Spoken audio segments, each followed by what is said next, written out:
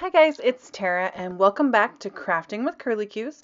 Today I have a video featuring Mint Owl Studio and I'm going to be creating a watercolor background using my Distress inks and this adorable Sweet Treats stamp set from Mint Owl Studio. So to start, I'm going to take a piece of distressed watercolor cardstock and the Sweet Treats stamp set, and I am going to bust out a couple of acrylic blocks and just stick all of the images that I think I might use for this background on those acrylic blocks so that I don't have to go back and forth. So I am going to be heat embossing my background onto this distressed watercolor cardstock, and for that I am going to use some VersaFine Black Onyx pigment ink. So this ink works fabulous to do black heat embossing because it stays wet for a little while and gives you enough time to apply some clear embossing powder over the top. So I'm going to stamp a few images and then put some embossing powder on, and then stamp a few images, put some embossing powder on. I just don't want anything to dry so much that my embossing powder won't stick to it when I go back to apply that later. So as you can see, I am totally just like making this all kinds of wonky. I was actually inspired by a coloring book, so I've been doing some like grown-up coloring, and one of the pages I'm coloring was really similar to this, just with like a whole bunch of different cupcakes kind of scattered around the page, and I was like, oh my gosh, I could totally do that. So I was inspired to do that by the coloring book there. So once I have all my cupcakes, I'm kind of going in between them with this little tiny candy here that I think is so cute, and just filling in that white space. I just want it to be super full and festive and fun. So now that everything is stamped, I covered the whole thing in that clear embossing powder, and I love when you heat it up because it kind of looks a little bit kind of hazy when you put the embossing powder on, and then you heat it up and it makes it bright black and shiny, and it's a little bit raised, and so it just really adds all kinds of really fun texture and dimension to your project. So I wanted to do this technique because I knew that for the rest of my technique, I was going to be watercoloring around the images. So the little bit of raised bump you get from heat embossing helps prevent the color from leaking into the images. So it was kind of a little bit of a cheat, but it totally worked out in everybody's favor. So to do my watercoloring, I have, as you can see, I originally thought I was going to do like a whole rainbow, and I just got so obsessed with these two colors that I didn't even use anything else. So I'm using peacock feathers and twisted citron distress inks. I squished a little bit of ink onto my craft mat, and then I spritzed it with water just to, loosen it up for some watercoloring. And I am just using my Ranger fine detail watercolor brush. So this is called fine detail, but it's really not super fine, but it's definitely smaller than, like the broad brush that they sell that has a big flat top. Anyway, that's probably more detail than you needed on my water brush, but I'm just picking up the color with my water brush and adding it to my page. So I'm kind of ombreing in from the peacock feathers to the twisted citron. I love these two colors together. I think they're so much fun. And I am not normally like a blue-green kind of gal, let me tell you what, but something about these two colors. I don't know. I dig it. So I waited a little bit for the top to kind of dry, and then I came back in with more color, and I'm on purpose being a little bit messy. So this is me testing my limits and trying to leave harsh watercolor lines on purpose, because I want this to just kind of feel kind of fun and funky.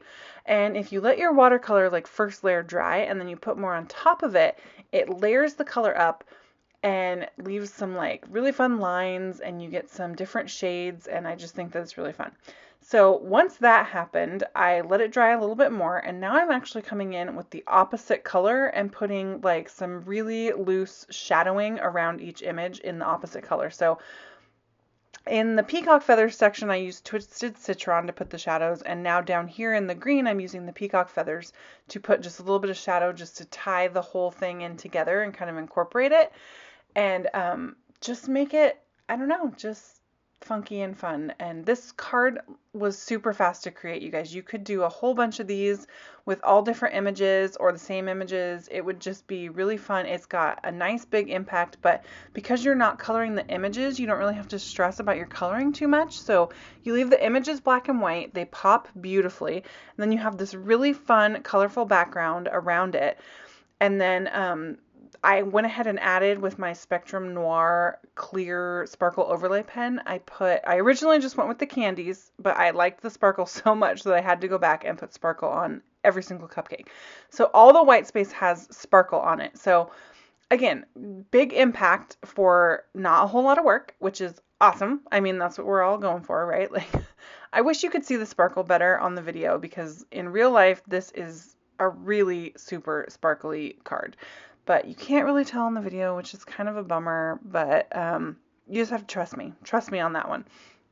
So now for a layout. So you could totally just leave this as it is and just pop it on a card, put a sentiment on top of it, and you're good to go. But I thought I'd add just a little bit more interest by taking a stitched square die. Nope, that's not a square, that's a rectangle.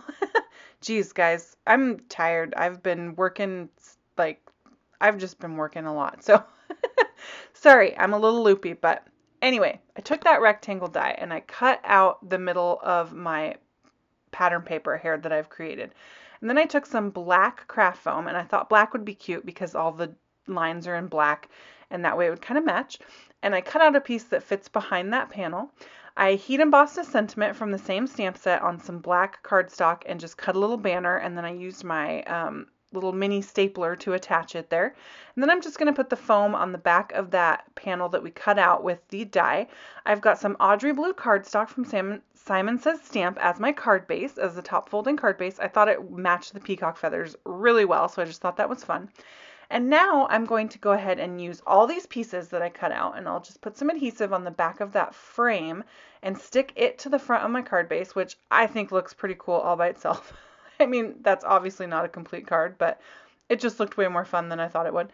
And then I'm going to put some adhesive on the back of this middle panel, and I'll just piece it back together. So it's basically like doing inlaid die cutting, except that I'm popping that middle piece up to provide just a little bit of dimension. So it takes that just kind of solid background that would have been beautiful all by itself and just adds that little bit of something extra to it. So that's just a way to be able to take those pieces of pattern paper that you guys are creating and make them a little bit extra fancy, you know. And then of course I had to add some pretty pink posh sparkling clear sequins because I'm obsessed and I can't not do it. And there's so much sparkle on this card that it's phenomenal. And that is the card for today. So hopefully you can see some of the sparkle in this view here. I tried to get my lighting to cooperate. And there is all that dimension you get from adding that craft foam to the middle.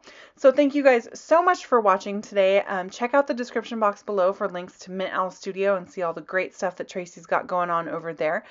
You can also find links below to join me on Facebook, Pinterest, and Instagram. Thanks so much, guys. Bye.